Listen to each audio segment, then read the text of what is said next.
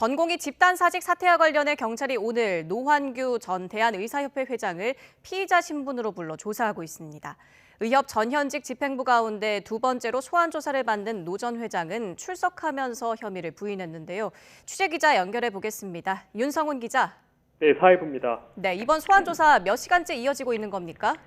네, 업무 방해 혐의 등으로 고발된 노환규 전 의협 회장은 오전 10시부터 4시간 가까이 피의자 신분으로 조사를 받고 있습니다.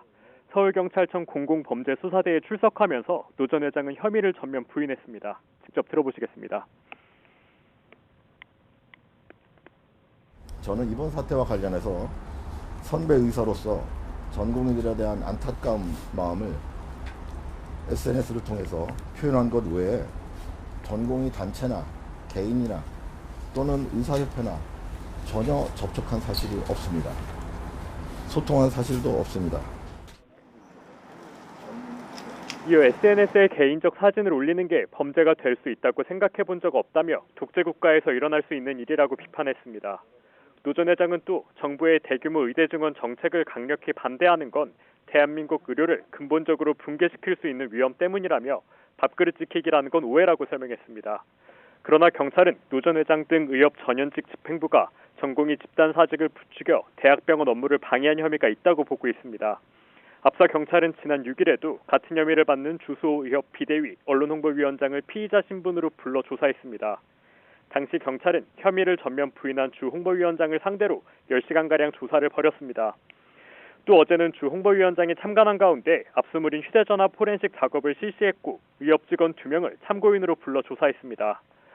경찰은 앞선 조사와 압수물 분석 내용 등을 토대로 노 전 회장에 대해서도 고강도 조사를 이어갈 것으로 예상됩니다. 경찰은 오는 12일 예정된 김태구 의협 비대위원장 소환조사 등 의협 전현직 집행부 5명에 대해 차례대로 수사하겠다는 방침입니다. 네, 이번 집단 사직에 동참하지 않은 전공의의 실명이 공개된 블랙리스트와 이를 의협이 작성 유포하도록 지시했다는 문건에 대해서도 수사가 이루어지고 있다고요. 네, 최근 집단행동에 참여하지 않은 전공의들 실명이 그대로 담긴 블랙리스트가 의사, 의대생만 가입할 수 있는 온라인 커뮤니티에 게재됐습니다. 논란이 일자 시민단체 서민민생대책위원회는 블랙리스트가 공개된 진상을 파악해달라며 경찰에 고발장을 제출했습니다. 블랙리스트 작성자가 피해 전공의들의 개인정보를 공개해 업무를 방해했고 여기에 의협 관계자들이 관여했을 것이라는 의심이 든다는 겁니다.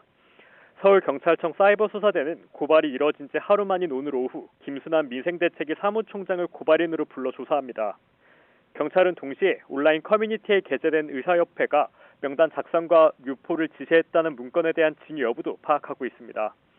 의협은 관련 문건은 명백한 조작이라며 각종 혐의에 대해 전면 부인하고 있지만 경찰은 의협을 상대로 전방위적인 수사에 나서는 모습입니다. 지금까지 사회부에서 전해드렸습니다.